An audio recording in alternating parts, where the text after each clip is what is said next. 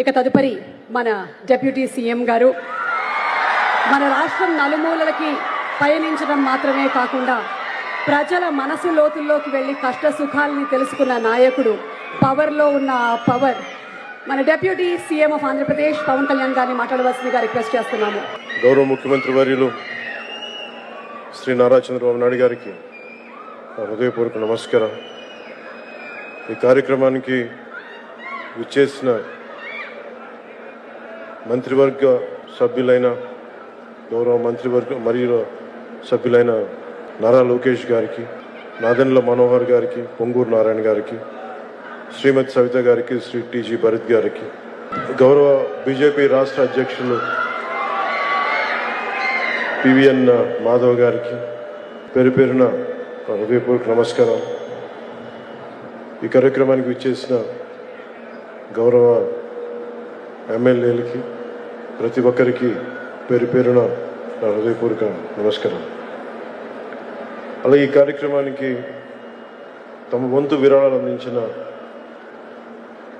GMR group chairman BVS రావు గారికి, ప్రతి ఒక్కరికి, అమరజీవి పొట్టి శ్రీరాములు మెమోరియల్ ట్రస్ట్ సభ్యులందరికీ, కార్యక్రమానికి విచ్చేసిన ప్రజలకు, ప్రజాప్రతినిధులకు, అధికారులకు, మీడియా మిత్రులకు, మీడియా మాధ్యమాల ద్వారా వీక్షిస్తున్న ప్రజలందరికీ పేరు పేరున హృదయపూర్వక నమస్కారం.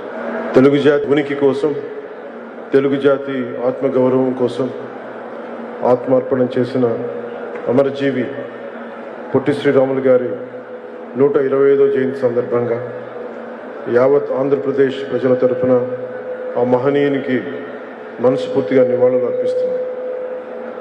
ఎవరి ప్రాణత్యాగం మీద ఈ రాష్ట్రం ఏర్పడిందో, ఎవరి దేహత్యాగం మీద ఈ రోజున తెలుగు వారంతా స్వేచ్ఛ వాయువులు పీల్చుకుంటున్నారో ఆ మహనీయుని స్మరించుకోవడం మనందరి కర్తవ్యం.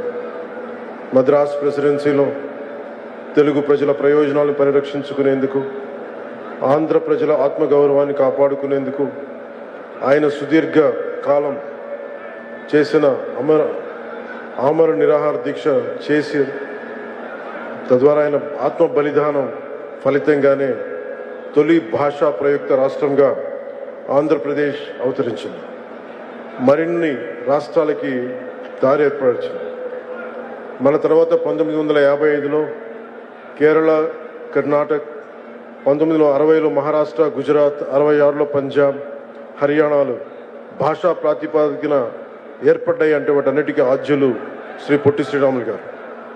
అలాంటి మహనీయుని చరిత్రను భవిష్యత్ తరాలు స్మరించుకునే విధంగా ఆంధ్రుల రాజధాని అమరావతిలో అమరజీవి పొట్టి శ్రీరాములు మెమోరియల్ ట్రస్ట్కి గౌరవ ముఖ్యమంత్రి శ్రీ నారా చంద్రబాబు నాయుడు గారి నాయకత్వంలోని కూటమి ప్రభుత్వం 6.8 ఎకరాల భూమిని కేటాయించగా, వారు 58 రోజుల ఆమరణ నిరాహార దీక్ష గుర్తుగా 58 అడుగుల విగ్రహం ఏర్పాటు చేయడం మనందరికీ చాలా ఆనందాన్ని ఇచ్చే అంశం.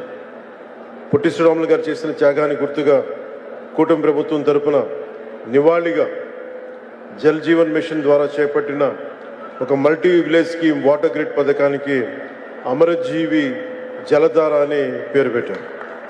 దేశంలోని గ్రామీణ ప్రాంత ప్రజలు ఒక్కొక్కరు రోజుకి 55 లీటర్ల స్వచ్ఛమైన తాగునీరు అందించాలన్న గౌరవ ప్రధాని శ్రీ నరేంద్ర మోదీ గారి స్ఫూర్తితో రాష్ట్రంలో కూడా ఈ పథకాన్ని పగడ్బందీగా అమలు చేస్తున్నాం.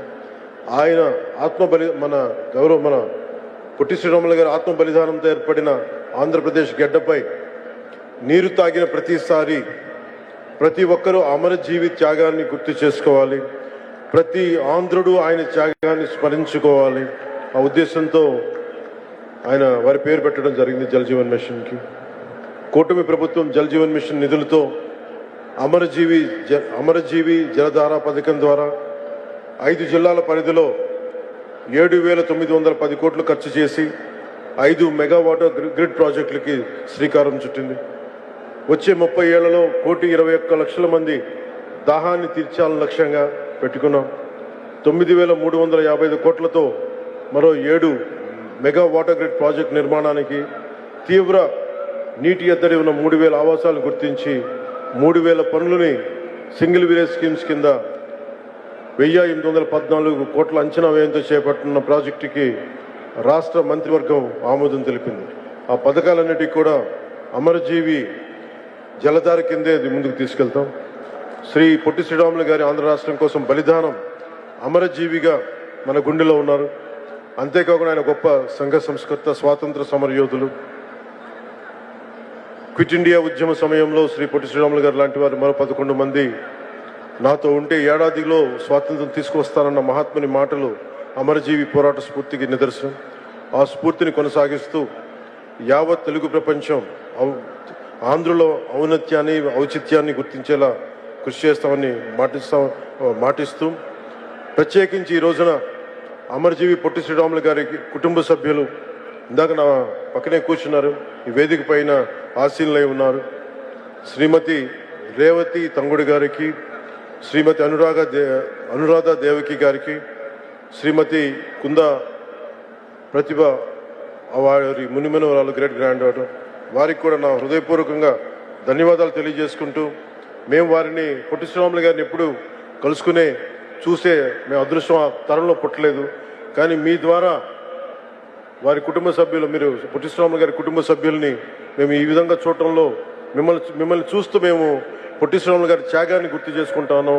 ఆయన్ని కలవలేక మాకు కలిసి అదృష్టం మాకు వెళ్ళలేదు. కనీసం మేము మీ పక్కన కూర్చున్న అవకాశం ఈ విధంగా లభించినందుకు పొట్టి శ్రీరాములు గారి వారసులకి పక్కన కూర్చొని ఈ అవకాశం లభించింది మనస్ఫూర్తిగా ధన్యవాదాలు తెలుపుకుంటూ, ఆంధ్ర రాష్ట్రం గౌరవ ముఖ్యమంత్రి గారు ప్రత్యేకించి ఆ 58 అడుగుల విగ్రహాన్ని అమరావతి నడిబొడ్డున ప్రతిష్ఠించినందుకు ఒక్కసారి ఏరియల్ వ్యూ చూస్తూ ఉంటే చాలా చాలా ఆనందంగా, చాలా చాలా గర్వంగా అనిపించింది. మహానుభావుడు చేసిన త్యాగం ఈ రోజున మొట్టమొదటిసారి మనకంటూ ఒక రాజధాని ఒకటి వచ్చింది. అటు ఇటు దాని నడిబొడ్డున ఈ రోజున వారి 58 అడుగుల విగ్రహాన్ని స్థాపించడం మనస్ఫూర్తిగా ముందుకు తీసుకెళ్లినందుకు నారా చంద్రబాబు నాయుడు గారికి, ఆంధ్రప్రదేశ్ ప్రజలందరి తరపున వారికి నా ధన్యవాదాలు తెలుపుకుంటూ, వారి స్ఫూర్తిని మరింత ముందుకు తీసుకెళ్లిన నారా లోకేష్ గారికి మనస్ఫూర్తిగా నా కృతజ్ఞతలు తెలియజేసుకుంటూ సెలవు తీసుకున్నాను. జై ఆంధ్ర, జై హింద్.